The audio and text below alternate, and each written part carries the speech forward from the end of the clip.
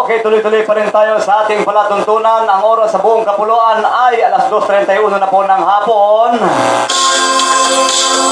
At samantala ay bibigyan tayo ng sariwang balita ng ating executive producer, Mads Pangulima, dyan sa bayan ng Mindanao. Bigyan po natin ng pagkakataong pumasok.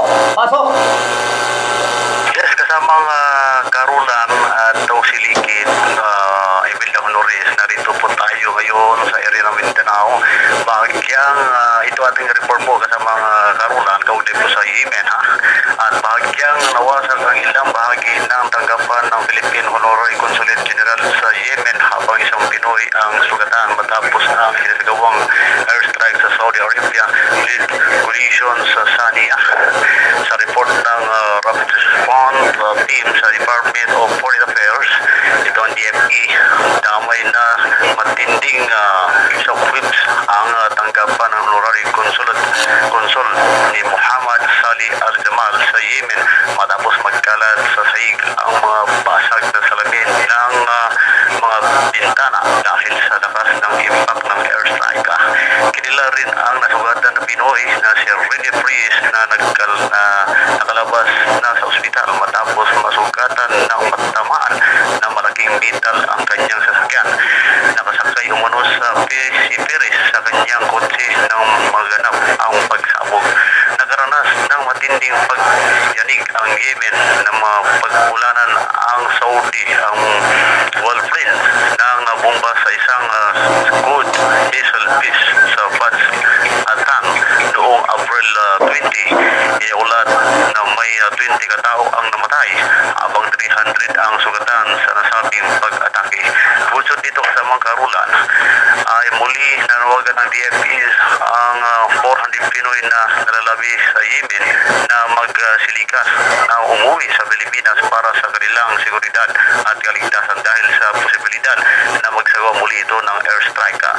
Sa tala ng DFE kasamang Karulan, umabot na sa kabuuan ng 477 Pinoy ang napapauwi ng ating pamahalaan simula ng ipatupad ang mandatory evacuation sa ilalim ng crisis alert level 4 sa Yemen. Ang pumulat kasamang Karulan, ito inyong lingkod, Mads Pangulima para sa programang CCN News Filipino News. Back to you, Karulan. Ayan, maraming salamat sa iyong pagbabalita kasamang Mads. At samantala mga kaibigan, ay atin pong bigyan ng pagpapayo yung ating mga kababayan sa nangyari. Ano po? Samantala dapat tayo po ay mag-iingat kung saan man tayong lugar naroon. Ano po? Talagang napakaraming aksidente na nangyayari. Hindi ko lang. Tama ka kasamang Jose, kasamang Ligit, ano? Tama ka sa sinabi mo kanina. Dapat ay hindi natin alam ang maaaring mangyari, mga posibleng mangyari, no? Di ba? Kasamang partner, kahit anong gawin mong ingat, kung talagang nakabuntot kasi sa atin ang disgrasya talagang hindi natin maiwasan yan, partner.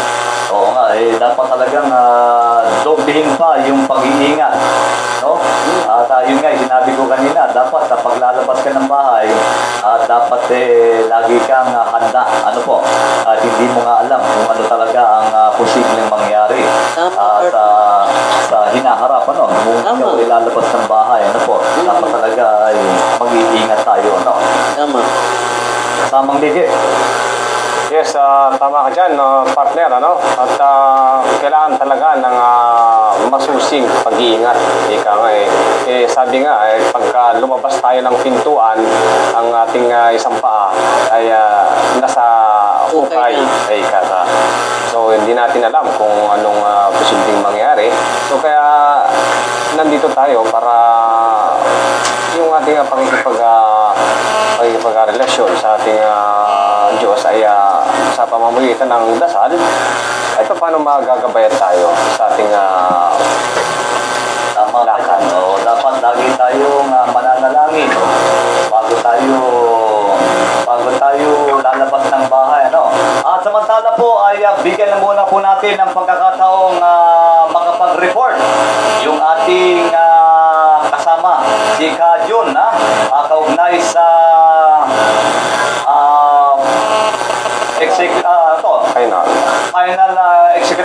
desisyon ng Supreme Court. Ano po? Bigyan po natin ng pagkakataong makapasok. Go ahead po sa iyong report, kasamang Jun. Okay, maraming salamat kasamang Roland at sa ating mga kasama pa rin, si Melda at itong si Jacob, no? At mga kasama, ito pong ating nakalap na balita subalit magkita tayo kanina ng isang mga heredero ng Maynilo Estate ay patuloy po nilang question at bakit pinapayagan na itong final and executive decision ng Supreme Court ay dapat papansin sa Code of Appeals proceeding. Ayon po sa ating pagsasaliksik na sinagawa ay hindi na raw po talaga pwede ito. Subalit ayon po sa isang abogado nating nakausap ay tinanong natin siya kung pwede nga ba na muling dinggin sa Code of Appeals o ibalik ang nasabing final and executory decision. Marin po niyang sinabi na hindi na pwede. Subalit sabi ko sa abogadong ito na hindi na natin muna papanggitin ng pangalan ay binanggit ko kung anong kaso yun. Nung malaman niya ang controversial na kaso na to ay kanyang binanggit na lamang na sila ang hari doon. So ibig sabihin na kasamang Roland ay mali itong ginawang pagbabalik ng taas-taasang hukuman na isang final and executory decision para muling dinggin dito sa Special Division ng Code of Appeals. So yan muna ang ating pagulat mula pa rin dito sa labas ng himpilan para sa CCN News Filipino News. Jun Padil reporting.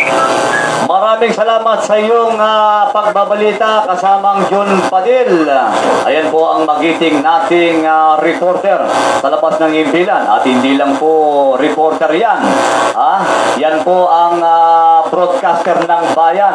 Ang kanyang issue na tinatalakay mula Lunes hanggang Biyernes. Abangan po natin ang journalista ng kalikasan. Ano po? Samantala, tuloy-tuloy pa rin ang ating palatuntunan. Balik tayo sa ating issue kasamang Imelda.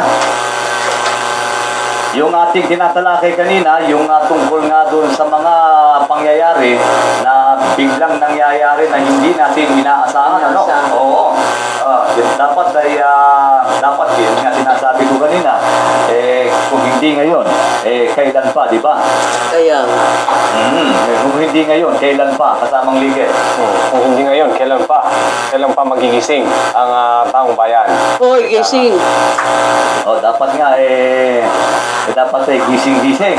Baka natusulog tayo sa pansitan, mga kaibigan, mga kababayan. Kami naman po na mga taga-media ay naririto ngayon at mapapakinggan, mapapanood sa iba't ibang panig ng ating daigdig at ginigising ang inyong kaisipan para sa mga iba't ibang pangyayari sa labas at loob ng ating bansa. Ano po, mga kaibigan, mga kababayan? At samantala ay napakaganda nung pagbabalita kanina nung ating kasamang mga kasamang reporter sa labas ng himpilan, si Kajun Padil. At Ano yun, partner? yun nga, Sa final execution. Dapat yun nga. Kanino yun? Yun nga yung nangyayari, kung isa pa sa ating mga dapat na tinatalakay, at ating binubuksan na pinupukaw yung damdamin ng ating mga kaibigan, mga kababayan, ay para hindi na umabot doon sa tinatawag na magkaroon pa tayo ng kaso yan sa korte, so umabot pa sa Supreme Court. Okay. Dapat po ay yun nga po yung kaugnay pa rin doon sa ating kaisipan na dapat hindi po tayo magkaroon ng ibang tinatawag na gumagawa tayo ng mga sariling desisyon para tayo po ay magkaroon po ng kaso sa yung sistema ng ating ginagawang yung mga mali na alam natin na hindi po dapat nating ginagawa, Samantala ay dapat po nating bigyan ng pansin ito dapat po ay magkaroon tayo ng pag-aaral. No? Kung kinakailangan, kung makapag-aaral tayo ng mabuti, ay mag-aaral tayo ng mabuti. Oh, payo sa mga natin, sa mga kaibigan natin, no, partner. Ang batas para sa mayaman, wala sa mahirap. Pag mahirap ka, justice delayed, justice denied. Oo nga, dapat nga patuloy pa rin tayong mag-aral at manood tayo ng mga ganitong mga programa sa radyo, sa telebisyon, at dito po tayo makakakuha ng mga ilang kaalaman patungkol sa ating mga pang-araw-araw nating mga pamumuhay. Ano po? At tayo po ay dapat na magsuri pa rin. Ano? Kahit na po tayo ay mga nakapag-aral na para hindi po tayo magkaroon ng iba't ibang problema na kinakaharap natin sa pang-araw-araw nating mga pamumuhay. Ano? Tama ka dyan, partner. Ano?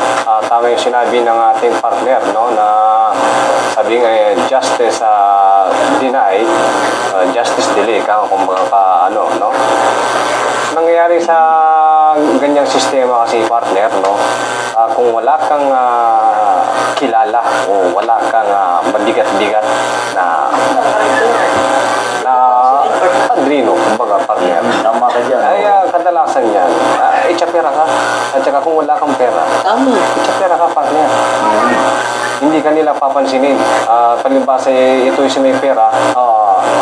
Ito naman dadaan na siya ngayon sa under the table ngayon. Partner. Pagkabigay ngayon, ang sweldo siya ngayon. Siyempre, Lahat magagawa ng paraan, partner. Gawain. Ako, mahirap yan. Paalala po sa ating mga local government, ano, ay kung ganun po yung sistemang nangyayari, ay tiyak walang pagunlad yung ating bansa, ano. At dapat hindi lang po yung maliliit nating maralita yung babuksan ng kaisipan. Kahit po yung ating gobyerno ay hindi naman natin kini-question yung kanilang mga pinatutupad na batas, ano. Ang sa atin lamang po ay dapat din po ay wag masanay yung mga kababayan natin sa ganung gawain. Tama ka dyan. Ayan po, samantala ay tayo po ay magpapakilala muna sa ating himpilan.